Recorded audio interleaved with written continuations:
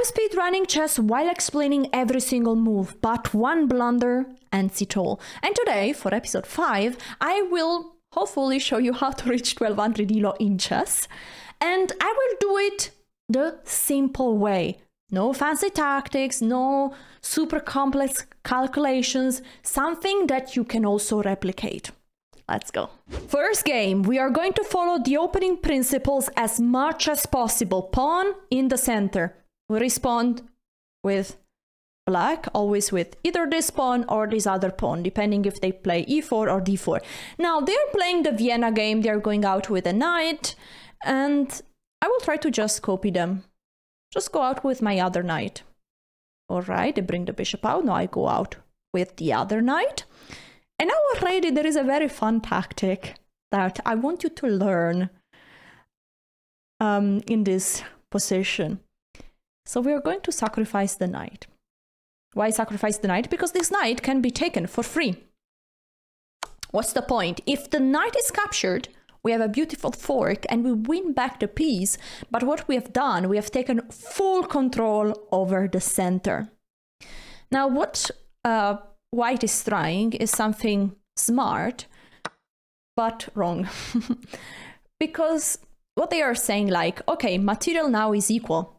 We have sacrificed a piece for a pawn here, and they sacrificed a piece back for a pawn here. But they say like, hey, your king is now out in danger. But my king is not as much in danger because I will have full control over the center. These pawns are the bad boys. If they take full control over the center, they are just too strong. Now, the only thing I have to do to put this king into safety is to try, if they allow me, to make an artificial castling. How do I do an artificial castling? By bringing the rook here and then sneaking the king back to safety. Okay, let's shortly ask, what's the idea of this move? The bishop is now out. Is the bishop annoying us if they go on g5? I don't think so.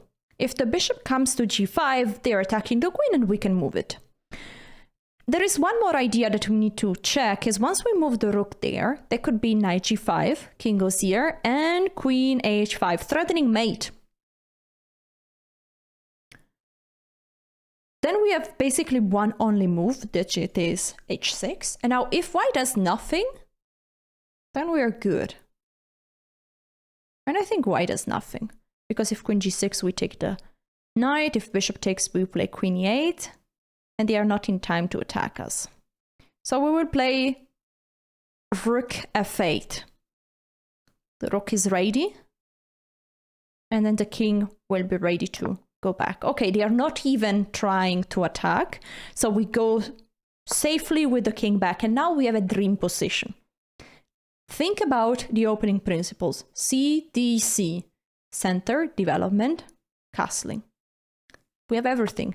Center is ours. Now they are trying to challenge it. So this is a very smart move. Development, we are almost fully developed. And we are also castled. Now, I want to show you an amazing tactic that I loved when I was a kid. And it involved pinning this knight. You might say, hey, there is a pawn hanging. Who cares? Okay, so now they're actually asking a question to the bishop. I cannot go here, keeping this pinned. And the idea would have been that if they take this pawn, I'm going with the knight here jumping. And there is no way to defend the knight. I'm going to win the pawn back with interest. Now, in this case, I have to live on with just weakening the king. Oh! Oh, my cheese macaroni. It's nice to have an F file open because we win. I didn't expect this.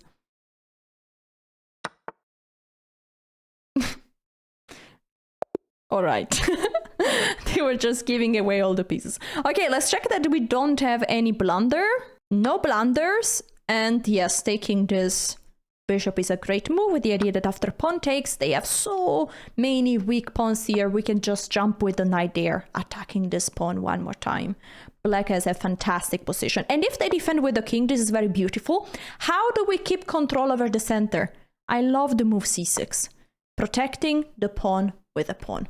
This position is amazing for black. The show must go on. Second game. We start again by putting a pawn in the center, either e4 or d4. Those are great moves. Then we go with the knight out, most logical way to develop first the knight, then the bishop, and then be ready to castle. This is the Italian game, the most standard way. Okay. This is the elephant gambit. What's the idea? They want to sacrifice a pawn. This one is now free, right? I can take. And the idea is that they are counterattacking this one. I will accept their offer. I'll take this pawn. And now they take back mine. But the point is that my knight is actually very strong, attacking the most weak point in black's field, f7. This pawn is just protected by the king. Already, I could get double up with the bishop, attacking f7. What I need to make sure is that I don't have any problem related to this knight that cannot go back, because the knight doesn't have the natural square to go back. There are different paths that the knight can still take. For example, g4 is still possible because the knight is protected, attacked by the bishop, but protected by the queen. This square is also possible, and also d4 is a typical way to defend the knight with a pawn. If they take en passant, the knight is taking back, going back home.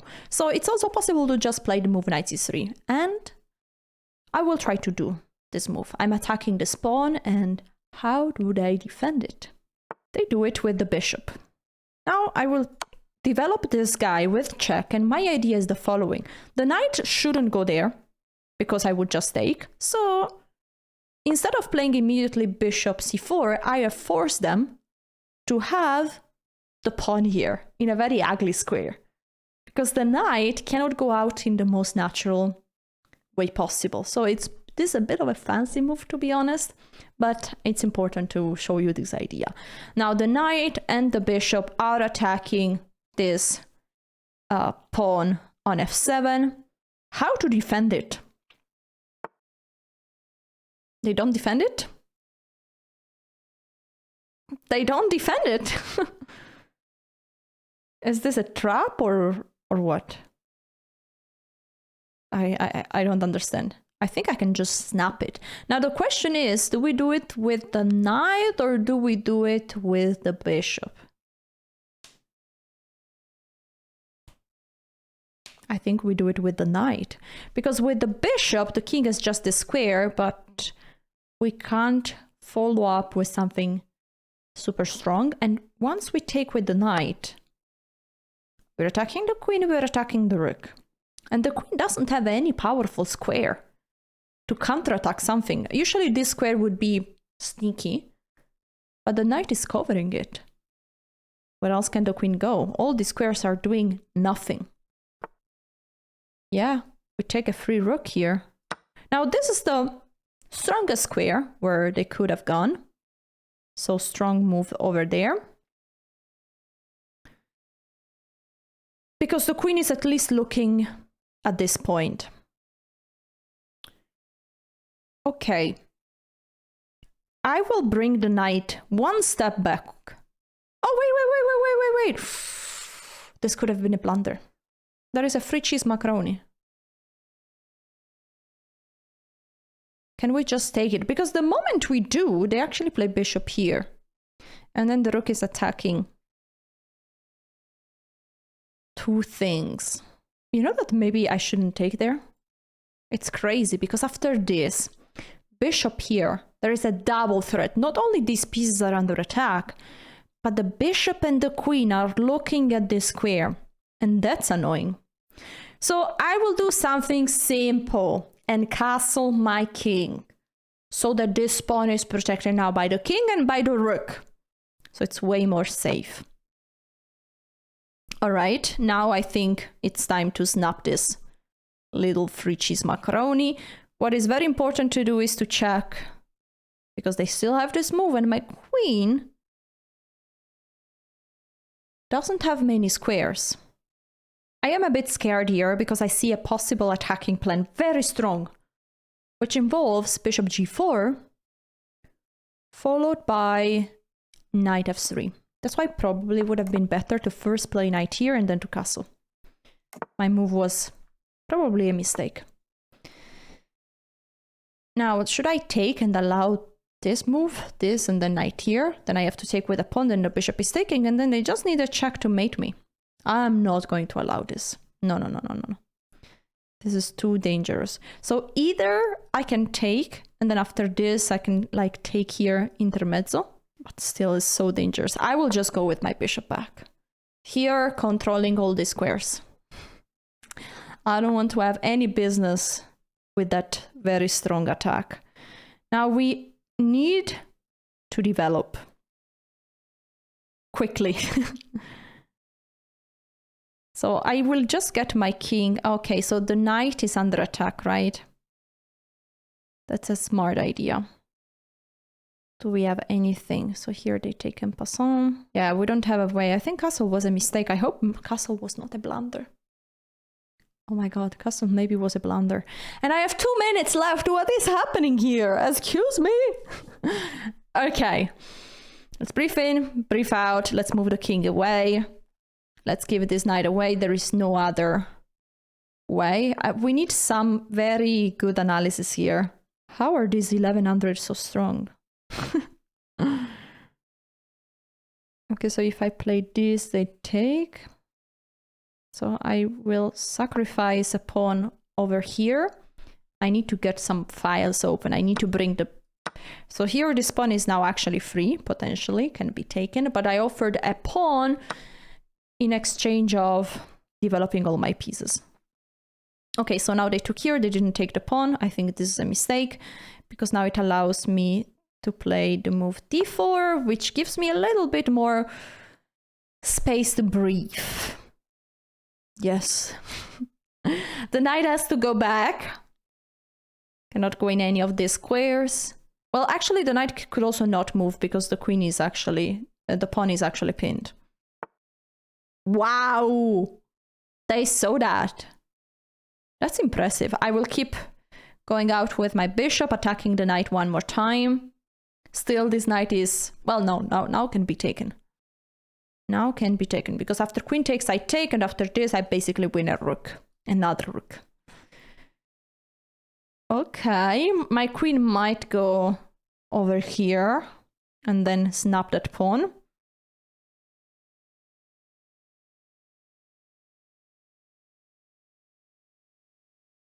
So the idea is that if I take, the bishop is taking and then my queen is under attack.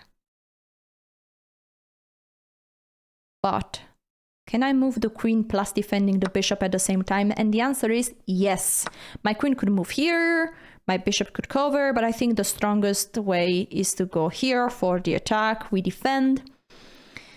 Move the queen away, we are counterattacking. If the move b4 is played, then we could at the very least give a check and then take this bishop next. Which is safe. Maybe we could even think about sacrificing some material. Okay, the pawn is protected. Still, what pieces aren't playing? Definitely the rooks. So we will bring this rook to the game, offering a trade with the other rook.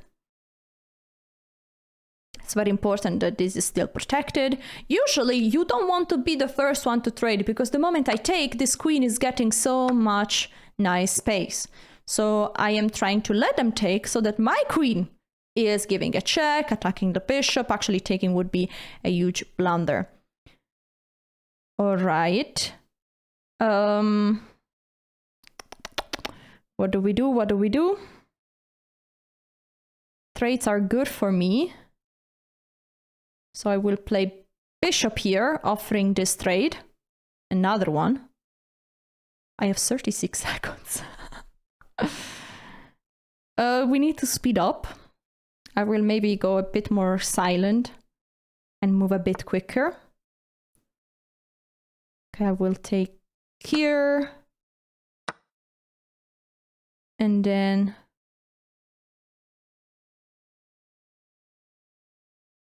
take here. Now this trade is good because I have an extra rook. And once they take back with the queen, I can play queen here. Looking at the queen, looking at the knight. I have 20 seconds left.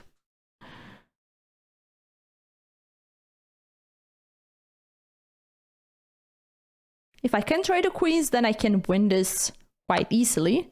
Oh, okay. We have it. Now I need to promote a pawn and give mate. Wow. This is impressive. Okay, let's not blunder our rook. We will pre-move, take this pawn.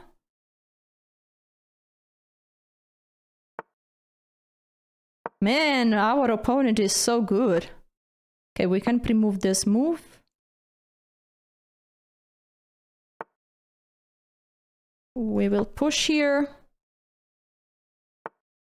Oh, free knight, free knight. Okay, now we can pre-move a bit more.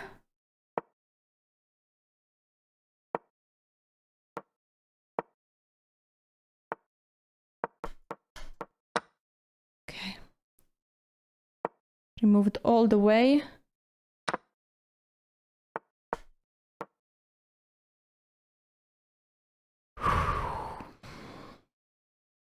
No problem.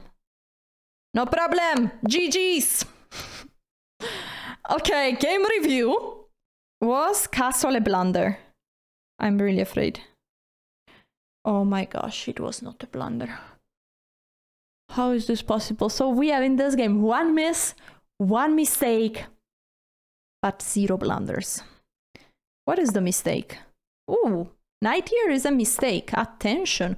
So the best move in this position is bishop c4. Simple, attacking this pawn. Makes sense. I was concerned about, what about this? That's maybe the entire trick of this variation. But white here can just play d4, protecting the knight and attacking the queen. If the pawn is taken, you first give a check, the king moves, and then you protect your rook. And if they try, this is the typical way to try to win the rook, now you can just go back with the bishop and you're protecting the rook. If they move the queen back, can the queen go back? Ooh, the queen doesn't have a square to go back. Cannot go here, cannot go here, cannot go here, cannot go there. And if the queen takes this pawn, what are we doing? So first of all, going to take this rook is absolutely fine. We trade this rook for that rook. We are good. The difference is that here, when the king is moving, we are taking a full rook. And once they take, we take immediately back the bishop, but our knight can go back, can save himself. So we have an extra piece. Okay, just bishop c4. And what was the miss here? Oh, queen g6. Okay. Queen j6, we don't mind about it. Maybe there was a mate in 1 here. Oh yeah, there was a mate in 1. Do you find it? Do you see it? Rook here, checkmate.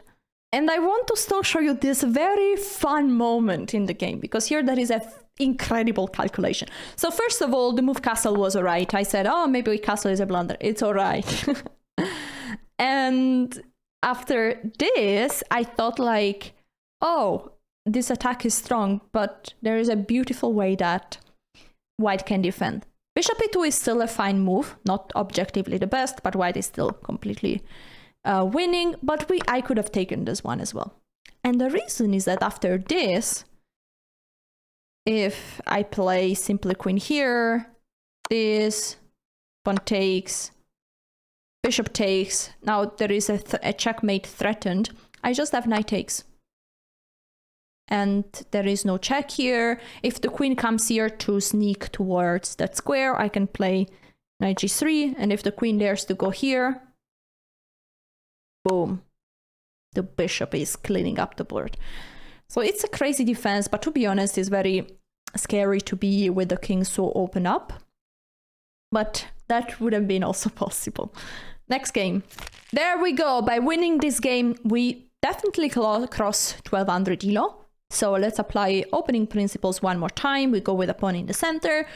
Usually I say every time you can go with 2 pawns in the center of the board. And now they're going with a line of the Nimzowitsch defense. What they are doing, they're going out with the queen a little bit too early. But their point is that they want to massively attack the d4 pawn. This pawn is now attacked 2 times, protected 2 times, and they will come with the bishop here they won't. Okay, the movie 5 is something I haven't seen very often. It seems a bit too early because this knight is not pinned. So now I can just attack the queen, winning a tempo. Well, they have bishop here. Maybe I should have been a little bit more careful there. I shouldn't. Now there is just a fork. We are at move 6. We've just played knights out, pawns in the center, and now we already have a winning position. Boom. Unless I'm wrong, correct me if I'm wrong, but I think this is just completely winning. Attacking the queen, attacking the knight is falling. That's already very, very bad for them. And I just resign. Okay, game review. I can bet that there is no blunder here. And there is not, well, there is for them a blunder, big blunder to go out here. As the arrow is showing, bishop here would have been the best move. All right, short and crispy. Next game. Again, we have the black pieces. We respond with a pawn in the center, to a pawn in the center with a pawn in the center. Now the knight is attacking this pawn, so we protected. Simple chess. Simple chess. Nothing too fancy. Not the craziest opening on earth. Now, what's the idea of this move? The bishop is attacking the knight that is defending this pawn. But I will just play a development move. Saying like, go take that pawn if you want, because that pawn cannot be taken. Okay, this is the best move in this position. Can I still avoid defending this pawn? And probably the answer is not. By the way, I need to tell one thing important. In this position, after bishop takes, I would have taken with this pawn. And after knight takes, I'm not losing a pawn because I'm counterattacking this one. I can slide my queen on d4, on e7, and I will be attacking the knight, the pawn. By the way, the pawn is already attacked by the other knight as well, so that's absolutely all right. Now, how to go on? There is a free pawn on e5, and this is the main line of the Berlin defense. So let's see how much my opponent is. Very well prepared. What they are trying to do. If I take, I will have the knight and the king on the same file. I'm right now having an extra pawn, but this would be too dangerous. Taking here is actually a mistake. The best move in this position is to go back with the knight. Why? Because you're removing the knight from a dangerous file and you're attacking the bishop.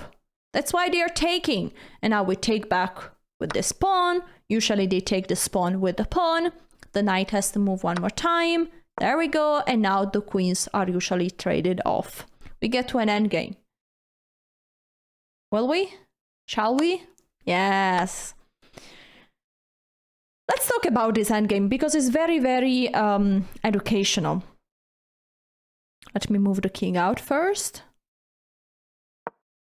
So, material is equal, but there is a pretty important difference about the pawn structure. I have two double pawns, they have 4 versus 3 here on this side of the board. Meaning that in a potential endgame, they have an easier way to create a pass pawn. Just by pushing this one, pushing, trading, pass pawn. What did I get for it? Why am I going for this? Because I have 2 amazing bishops. I have the bishop pair. And I will try to use these bishops to create counterattack. So I will now, first of all, develop them. First one and then the other. Unsure where the other should exactly go. Also my king. Where should my king go? I cannot castle anymore. And one plan that I see, let me bring this rook to the game. One plan that I see is, let's bring the king on c8. Okay, now I really can't do that.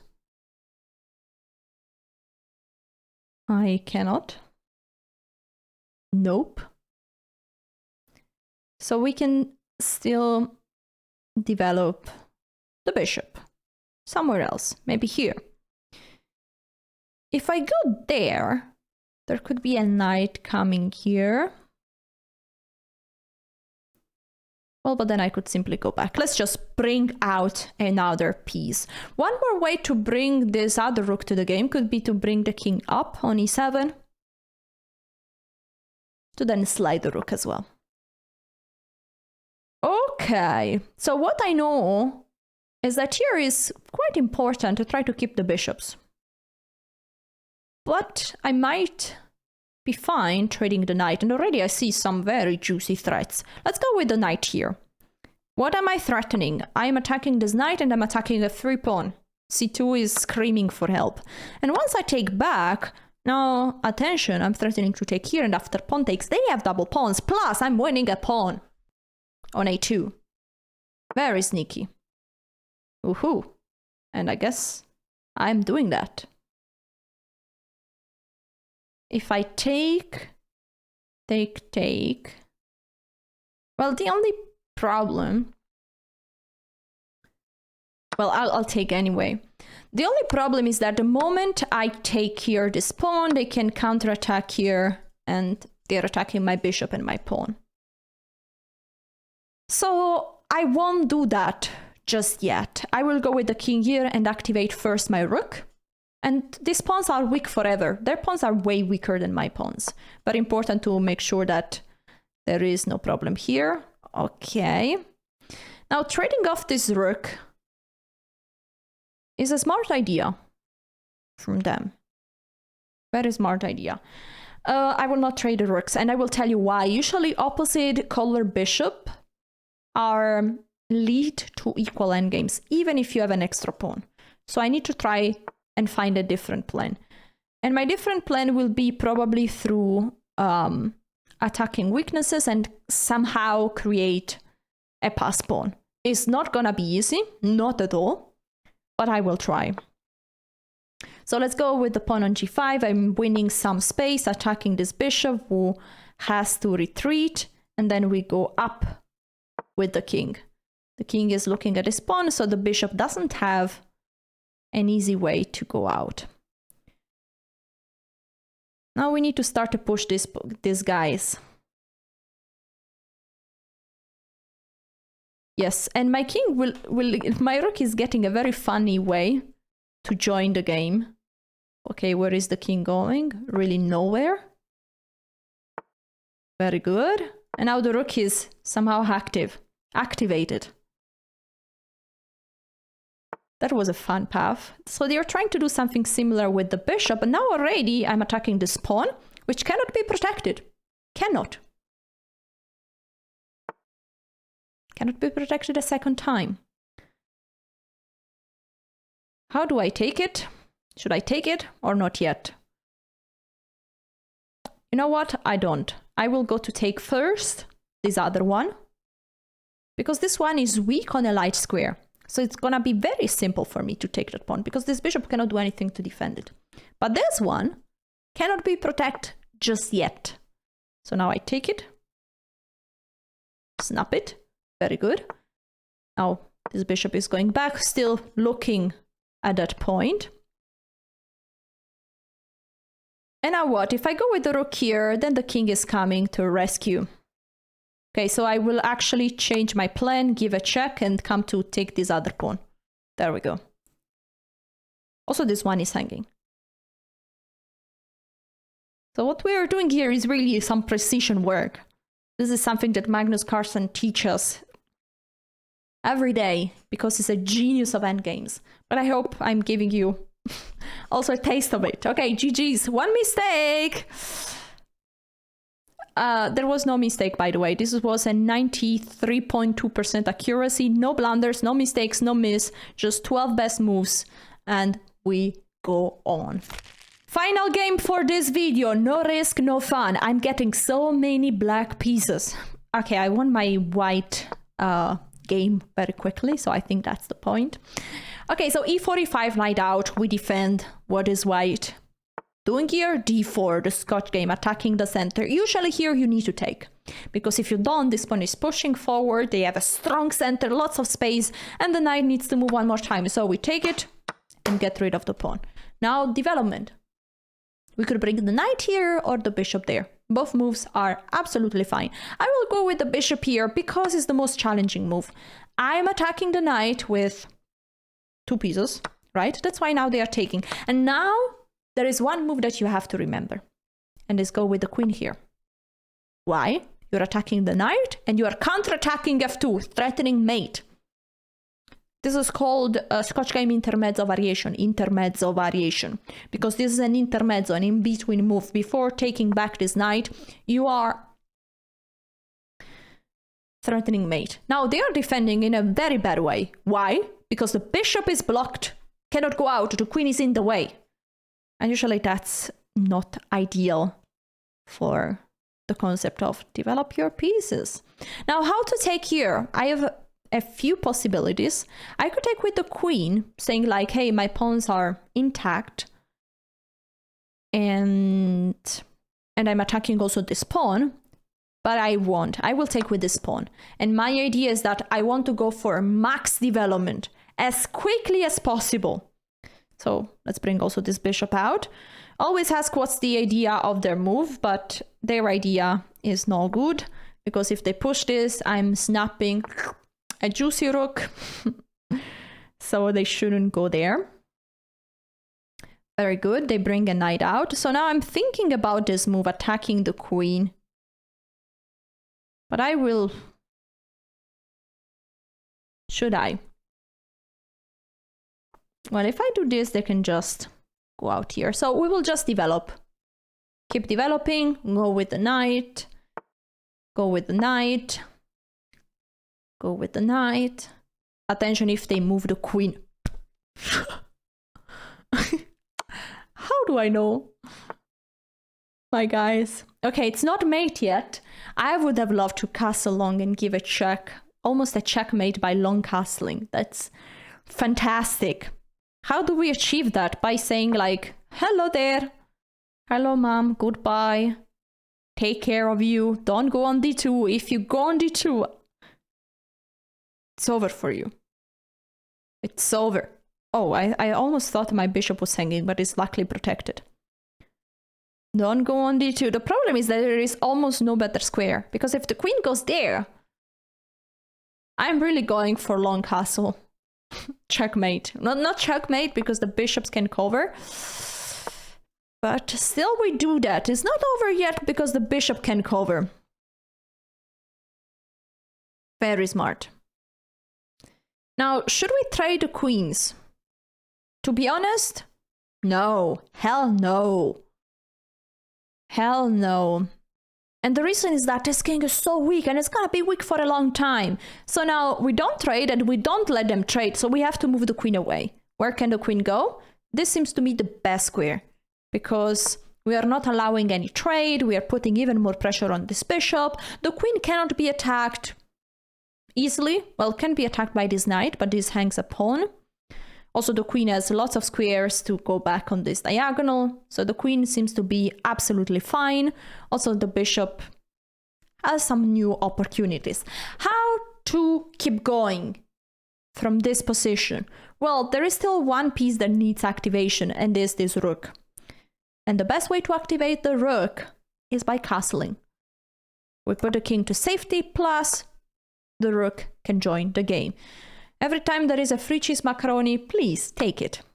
And thank your opponent. Thank you so much. Also, thank you so much if you subscribe to the channel. I never say it, but, well, now I said it. Thank you for subscribing. And let's check if there are any blunders over here. And no blunders for me, but one massive blunder for my opponent.